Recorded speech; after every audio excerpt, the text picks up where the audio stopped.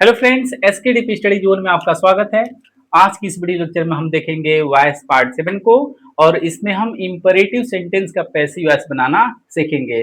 मित्रों, इस टॉपिक को हम लोग दो पार्ट में समाप्त करेंगे, जिसका यह पार्ट 1 वीडियो होगा। तो चलिए शुरू करते हैं और अपने उन सभी ऑडियंस, सभी स्टूडेंट, सभी लर्नर से हाथ जोड़ के रिक्वेस्ट करना चाहते हैं कि यदि इस टॉपिक को आप बेहतरीन तरीके से समझना चाहते हैं, शानदार तरीके से समझना चाहते हैं, तो आपका इंपरेटिव सेंटेंस का बेसिक कॉन्सेप्ट बिल्कुल क्लियर होना चाहिए। क्योंकि बहुत सारे बच्चों का ये कमेंट आने लगता है कि सर समझ में नहीं आया। अब उनको हम कैसे समझाएं कि कुछ बच्चे ऐसे भी मिलते हैं जिनको यही नहीं पता कि इंपरेटिव सेंटेंस किसे कहते हैं, ये इसका क्या पहचान होता है, इसे कैसे ट्रांसलेट करते हैं। समझ रहे हैं ना? क्योंकि स्पोकन में भी इसका काफी हद तक यूज होता है। तो जब इसी का बेसिक कॉन्सेप्ट क्लियर नहीं रहेगा तो आप मुझे बताइए कि इसका पैसिव वॉइस का जो रूल है या फिर इसका पैसिव वॉइस कैसे बनाते हैं, यह बात आपको कैसे क्लियर होगा।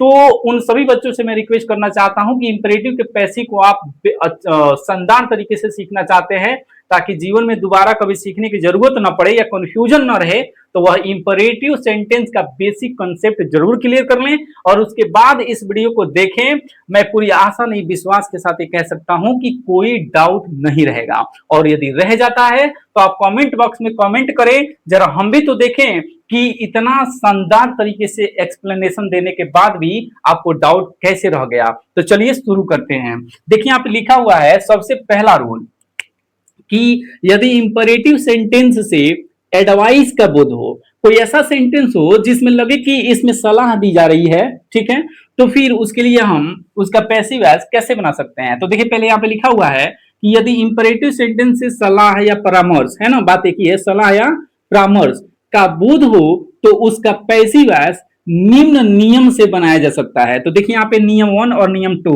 दो नियम लिखा हुआ है। तो यहाँ पे देखिए सबसे पहले क्या लिखा हुआ है कि सब्जेक्ट, है ना, ये चीज एग्जांपल देने के बाद आपको अच्छे से क्लियर हो जाएगा। और मुझे बहुत खेद होता है कि हमारा बोर्ड छोटा है, मैं एक साथ एग्जांपल सारी चीजें नहीं लिख पाता हूं। तो नेक्स्ट स्लाइड में हम इसके एग्जांपल को देखेंगे, फिलहाल आपको चिंता नहीं करना है। तो देखिए यहाँ पे सबसे पहले कह रहा है सब्जेक्ट लगाना है, फिर आपको शुड भी लगाना है, फिर भीतरी, और उसके बाद से आपको अदर वर्ड के रूप में कुछ बच जाता है तो उसको लगाते हैं। तो ये आपका रूल नंबर 1 कह सकते हैं। इसका एक दूसरा नियम भी है कि देखिए चूंकि इसमें एडवाइस, जो सेंटेंस आपको मिलेगा यदि उसमें एडवाइस है तो हम उसको अपने मन से यू आर एडवाइस्ड टू, समझ रहे हैं, अपने मन से लिखना है यू आर एडवाइस्ड टू। सारा कारण बताएंगे कि ये यू कहां से आ गया, आर कहां से आ गया, एडवाइस मतलब क्यों, क्या है, कैसे है, ठीक है ना। बशर्ते एग्जाम्पल जब आने दीजिए तब। फिलहाल आप समझिए कि आपको लिखना है यू आर एडवाइस्ड टू, आप प्लस कॉपी करना है। इसका मतलब क्या हुआ कि जो सेंटेंस दिया रहेगा, है ना, उसको कॉपी करेंगे, सेम एडिजीज यहाँ पे उतारेंगे और उससे पहले अपने मन से लिखेंगे यू आर एडवाइज्ड टू। ठीक है, तो ये दो नियम है यदि सेंटेंस में क्या हो जी, एडवाइस हो। ठीक है, चलिए यहाँ पे दूसरा कह रहा है कि यदि इंपरेटिव सेंटेंस से ऑर्डर या कमांड, बात की है, आदेश का पता चले, आदेश का भाव हो यदि उस सेंटेंस में, तो फिर देखिए यहाँ पे क्या लिखा है कि यदि इंपरेटिव सेंटेंस से आदेश का बोध हो तो उसका पैसिव वॉइस निम्न नियम से बनाया जा सकता है। इसके लिए भी दो नियम है। यहाँ पर देखिए सबसे पहले आप लेट लगाएंगे अपने मन से, फिर कह रहा है ऑब्जेक्ट, है ना। बार बार कह रहा हूं कि बेहतरीन तरीके से क्लियर होगा जब एग्जांपल देंगे तब, है ना। तो आपको लेट लगाना है, ऑब्जेक्ट लगाना है, फिर बी लगाना है, वी लगाना है और अदर वर्ड लगाना है। वरना चूंकि ऑर्डर का सेंस है तो अपने मन से लिखना है यू आर ऑर्डर्ड टू, ठीक है। और कॉपी करना है, कॉपी करने का मतलब क्या हो, वो सेंटेंस को कॉपी कर देना है। जैसे ओपन द डोर मैंने बोला, ये क्या है, ऑर्डर है, तो यहाँ पे इसको कॉपी करना है और ये अपने मन से लिखना है। तो ये आपका दूसरा है कि यदि ऑर्डर है तो क्या करेंगे। तीसरा देखते हैं कि यदि इंपरेटिव सेंटेंस को पढ़ने से लगे कि इसमें रिक्वेस्ट है, ठीक है, तो हम क्या करेंगे। तो यहाँ पे देखिए पहले लिखा हुआ है कि कैसे पता चलेगा कि वो रिक्वेस्ट है। तो यहाँ पे देखिए कह रहा है कि यदि इंपरेटिव सेंटेंस से प्रार्थना का बोध हो तो सामान्यतः हुए वाक्य प्लीज, काइंडली, सर और मैडम, यहाँ पे कह रहा है ईटीसी ऐसे शब्दों से शुरू होते हैं। और ऐसे वाक्यों का पैसिव वॉइस बनाते समय इन शब्दों को रिमूव कर दिया जाता है, ध्यान से समझिएगा। और कह रहा है रिमूव कर दिया जाता है तथा वाक्य की जो शुरुआत है वह यू आर रिक्वेस्टेड टू से किया जाता है। अर्थात यहाँ पे देखिए you are requested to plus copy, इसका मतलब यही है कि मैं अपने शब्दों में आपको समझा दूं कि जब कोई सेंटेंस ऐसा मिले जो प्लीज, ध्यान दीजिए यहाँ पे देखिए, प्लीज, काइंडली, सर, मैडम, ऐसे शब्दों से शुरू हुआ है तो वो समझ ले कि 100% तो क्या होगा, रिक्वेस्ट की कैटेगरी में आएगा, ठीक है। और उसका पैसिव वॉइस आप कैसे बनाएंगे, तो हम पहले तो इन शब्दों को रिमूव कर देंगे, इसमें से जो भी आया होगा, जैसे प्लीज आया है तो प्लीज को हटा देंगे, ठीक है। और अपने मन से यू आर रिक्वेस्टेड टू लिखेंगे और उसके बाद वो जो सेंटेंस दिया होगा, जैसे प्लीज को आप हटाएंगे, जैसे मैंने कहा please give me a salary, तो वहां पे प्लीज को हटाइए, गिव मी अ सैलरी को कॉपी कर दीजिए, कहां, इस टू के बाद, और ये यू आर रिक्वेस्टेड टू तो अपने मन से लिखना है। आई होप ये 3 नियम हमने बताया और ये तीनों नियम आपको समझ में आया होगा।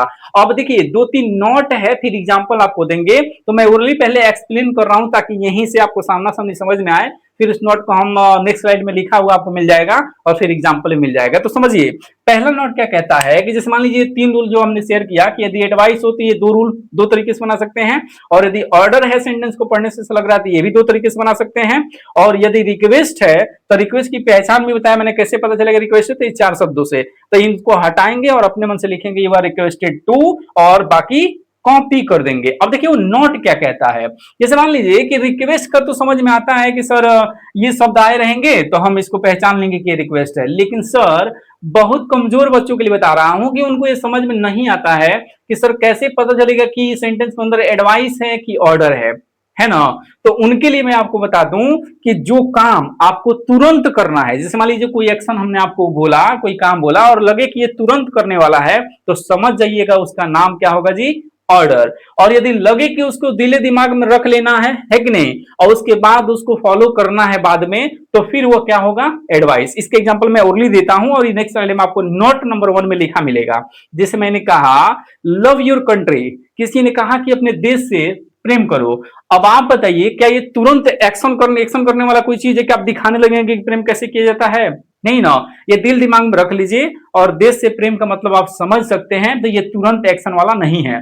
लेकिन मैंने क्लास में यदि किसी बच्चे से कहा स्टैंड अप, या मैंने कहा सिट डाउन, तो ऐसा थोड़ी है कि कहेगा हाँ ठीक है कल खड़े हो जाएंगे।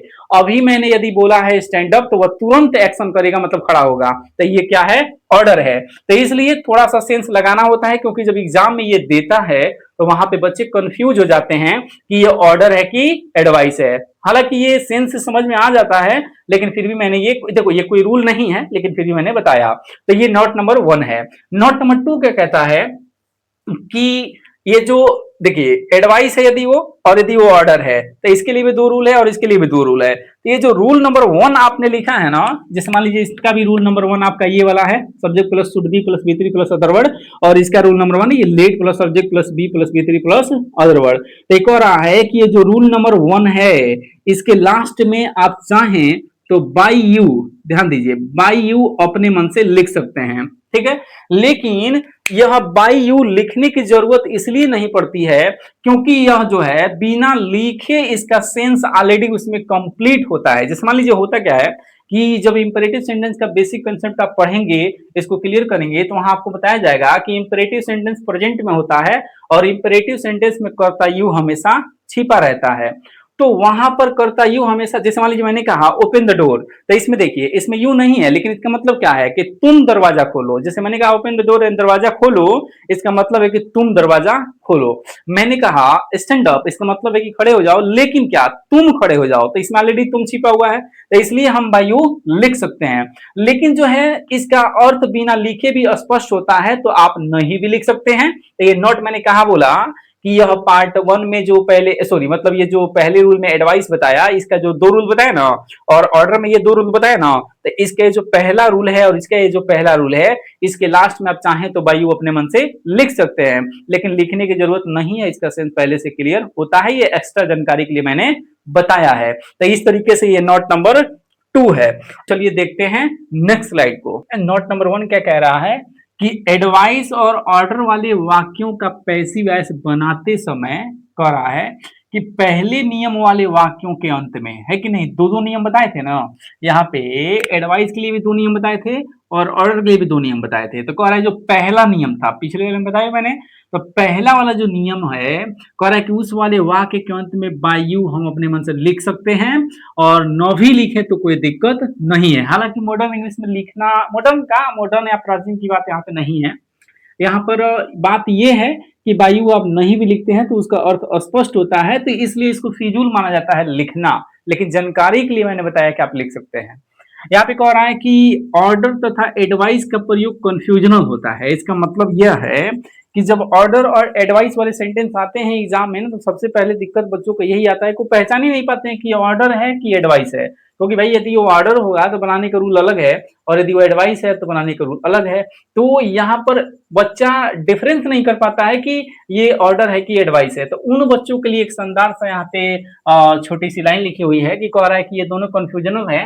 तो कह रहा है कि और इनको पहचानने का कोई विशेष नियम भी नहीं है। ठीक है, फिर भी यहाँ एक बात आपको याद रखना है कि यदि यह एक्शन, वह एक्शन जिस एक्शन की उसमें बात की जा रही है, तुरंत करने का सेंस देता है, तो समझ जाइएगा वो क्या है, ऑर्डर है। यही बात ना समझाया मैंने। और कह रहा है कि और यदि वह एक्शन तुरंत तो नहीं करना है, मतलब उसको दिलो दिमाग में रख करके उसे फॉलो करने की बात करता हो, तो समझिएगा वो क्या है जी, एडवाइस है। क्योंकि रिक्वेस्ट के लिए तो अलग से मैंने पहचान बता दिया है, ठीक है ना। रिक्वेस्ट के लिए मैंने बता दिया है कि वो प्लीज, सर, काइंडली, मैडम ऐसे शब्दों से स्टार्ट होगा तो 100% रिक्वेस्ट ही होगा, सामान्यतः वो स्टार्ट होता है। तो इसलिए मैंने ये बात आपको बताया, क्योंकि बनाना बड़ी बात नहीं है, क्योंकि तो तोते की तरह रट करके रूल आप बना लीजिएगा। कई बार बच्चा सेंटेंस में डिफरेंस नहीं कर पाता है, जिसके चलते जहां जो नियम लगाना चाहिए वो नहीं लगता है, कोई और लगा देता है, जिसके चलते गलत हो जाता है। अब चलिए एग्जाम्पल को देखते हैं, तो आपको बेहतरीन तरीके से क्लियर हो जाएगा कि मैंने क्या समझाया था। यहाँ पे देखिए एग्जाम्पल लिखा हुआ है, लव योर कंट्री। देखिए मान के चलिए इसमें कोई ट्रिक नहीं लगाना है, सपोज ये अपने सेंस से भी आप समझ सकते हैं। जो भी बच्चे थोड़ा सा पढ़ने में अच्छे होते हैं वो समझ जाते हैं सेंस निकाल करके कि ये ऑर्डर है कि एडवाइस है। लेकिन कमजोर छात्रों के लिए मैंने क्या कहा कि यदि वह, ठीक है, क्या है जी, यदि वह एक्शन तुरंत करने वाला है तो समझ जाइएगा वो क्या है, ऑर्डर है। और दिलो दिमाग में रख करके फॉलो करने की बात करता हो तो समझिए वह एडवाइस है। अब आप बताइए, कोई कह रहा है लव योर कंट्री, तो लव योर कंट्री क्या है, तुरंत देश से प्यार करने लगोगे? ऐसा कोई एक्शन है ये कि तुरंत करके दिखाने लगोगे? नहीं ना। तो ये ऐसा नहीं है, इसलिए क्या है जी, इसलिए यह एडवाइस है। ठीक है, तो आपका ये अब एडवाइस है तो दो रूल था, दो रूल क्या था, तो ध्यान याद करिए, दो रूल यही था कि सब्जेक्ट लगाना है और अपने मन से लगाना है शुड भी। अब यहाँ पे कुछ लॉजिक भी समझिए, तोता की तरह रट के एग्जाम तो पास करना ही है, लेकिन थोड़ा लॉजिक भी समझिए कि सब्जेक्ट का क्या मतलब है और शुड भी अपने मन से क्यों लगा रहे हैं। इसलिए लगा रहे हैं कि चूंकि सेंस है, इसका सेंस ही है सलाह का, तो शुड का प्रयोग हम मॉडल पढ़ेंगे तो उसमें बताया जाएगा कि शुड का प्रयोग सलाह देने या लेने के अर्थ में किया जाता है, इसीलिए अपने मन से यहाँ पे शुड का प्रयोग किया जा रहा है। और बी का प्रयोग इसलिए किया जा रहा है क्योंकि पैसिव की एकमात्र पहचान है कि वो लेता है V3 और मॉडल की एकमात्र पहचान लेता है कि वो लेता है V1, तो इसलिए यहाँ पे V1 दे दिया गया, तब इसके बाद V3 भी दे दिया गया, तो बात पैसिव की भी हो गई, समझ रहे हैं ना। तो इस तरीके से इसके पैसिव में सब्जेक्ट प्लस शुड लगाया था मैंने, अपने मन से बी लगाया था, और यहाँ पे तो V3 या प्लस अदर वर्ड के रूप में कुछ हो तो लगा देते हैं। ये पहला नियम था। तो देखिए इस नियम से यदि इसको हम बनाते हैं तो कमजोर बच्चों को लगे सर ऑब्जेक्ट कहाँ मिलेगा, तो सर मैंने कहा कि इंपेरेटिव सेंटेंस के बेसिक कॉन्सेप्ट को क्लियर करिए। इंपेरेटिव सेंटेंस सामान्यतः मेन वर्ब से स्टार्ट होता है, तो ये आपका मेन लब क्या है, मेन वर्ब, और इसके जस्ट बाद आया हुआ शब्द क्या होता है, ऑब्जेक्ट, तो यही ऑब्जेक्ट है। और यही पैसिव वॉइस बनाते समय क्या बनता है, सब्जेक्ट। तो ये सब्जेक्ट का मतलब यहाँ पर योर कंट्री ही है। तो यहाँ पे देखिए हमने लिखा योर कंट्री, और उसके बाद शुड भी अपने मन से लिखना है, और यहाँ पे कह रहा है V3 लिखना है, तो यहाँ पे लव का V3 क्या हो जाएगा, लव्ड। अब यहाँ पे मैंने क्या बोला कि यह नियम पहला है, समझ रहे हैं। अब इसी में मैंने कहा कि बाय यू अपने मन से चाहे तो लिख सकते हैं, और न भी लिखे तो कोई दिक्कत नहीं है, न ही लिखना बेहतर है, क्योंकि यहाँ पर बाय यू का सेंस ऑलरेडी इसमें है। जैसे मैंने समझाया था, यदि कोई कहता है स्टैंड अप, तो इसका मतलब है खड़े हो जाओ, लेकिन उसमें सेंस है कि तुम खड़े हो जाओ, इसलिए यहाँ पे बाय यू लिखने की जरूरत नहीं है, आप लिखें तो कोई गलती भी नहीं है।